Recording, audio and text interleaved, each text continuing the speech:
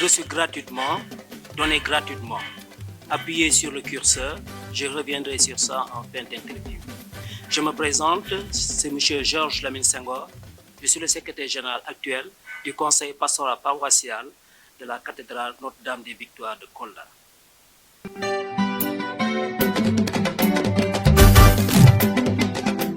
Le conseil pastoral paroissial est encore appelé le relais.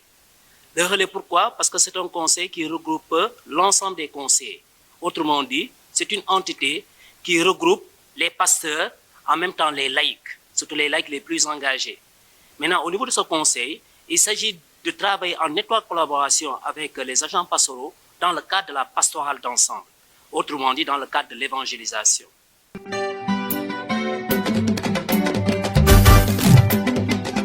Donc, le nouveau conseil pastoral paroissial a été érigé le 14 février 2023.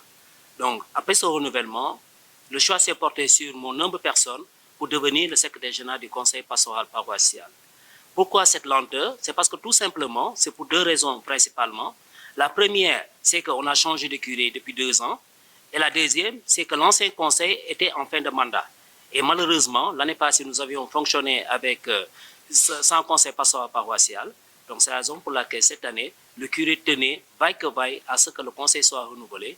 Et par conséquent, depuis le 14 février, je suis à la tête, ou bien en tant que secrétaire général du conseil pastoral paroissial.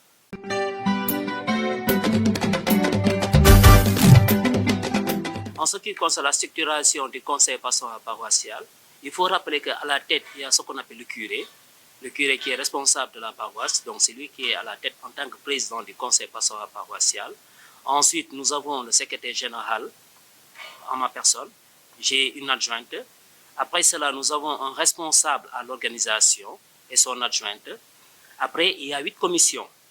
Les 3 premières commissions sont chargées, l'une de la vocation, l'autre effectivement du pèlerinage et la troisième de la liturgie. Il y a aussi les autres commissions qui sont chargées de la communication interne et externe et des relations aussi internes et externes. Nous avons aussi 2 autres commissions qui sont chargées effectivement du social, notamment la Caritas et effectivement la commission justice et paix. Et enfin, il y a ce qu'on appelle la commission des sages, qui est composée effectivement des anciens de la paroisse qui ont un vécu et qui peuvent nous apporter quelque chose au niveau du conseil, notamment de par leur expertise et leur savoir-faire.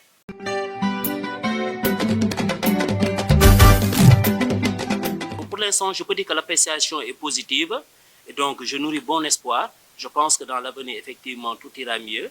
Pourquoi? Parce que tout simplement, pour l'instant, cela augure que pour l'avenir, on est fondé à créer une bonne paroisse, mais surtout à se donner la main pour que la paroisse aille de l'avant et pour que les choses qui ne marchent pas puissent effectivement être solutionnées. Donc je peux dire que pour l'instant, l'espoir est permis de voir une cathédrale bien unie et qui sera effectivement dans l'avenir la meilleure des paroisses.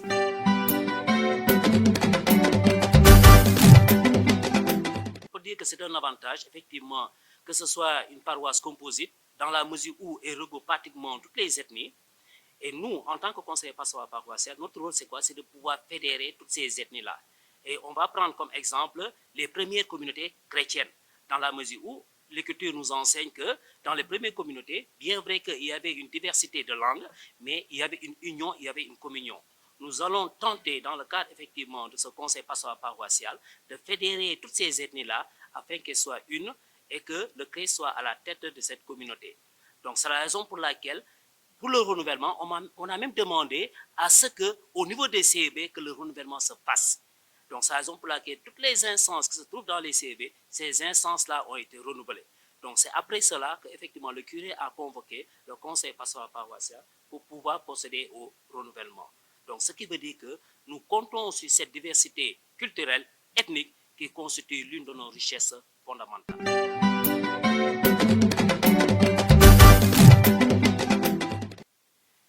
Mon souhait le plus important, c'est quoi? C'est qu'on puisse créer une cathédrale digne de ce nom.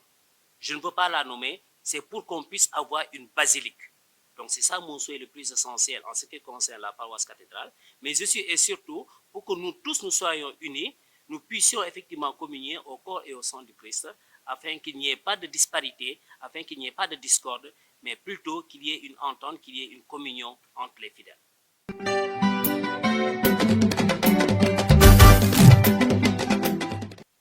Mon dernier mot, je reprends ce que j'avais dit tout à l'heure, cliquez sur le curseur, on a reçu gratuitement, on doit donner gratuitement. Étant donné que effectivement j'ai été investi de cette mission, étant donné que c'est le Christ qui m'a choisi, donc je me dois de considérer cette mission de conseil général ou de secrétaire général non pas comme une charge, mais plutôt comme un service. Un service que je rends à la cathédrale parce que j'ai tout reçu de la cathédrale. C'est ici que j'ai subi ma formation religieuse, ma formation éducationnelle. Donc, par conséquent, je me dois de rendre tout effectivement à cette cathédrale. Et maintenant, pour finir, je voudrais aussi vous remercier, vous, en tant qu'initiateur de ce projet. Et je pense effectivement ce message que nous allons délivrer ne va pas tomber dans l'oreille de vous.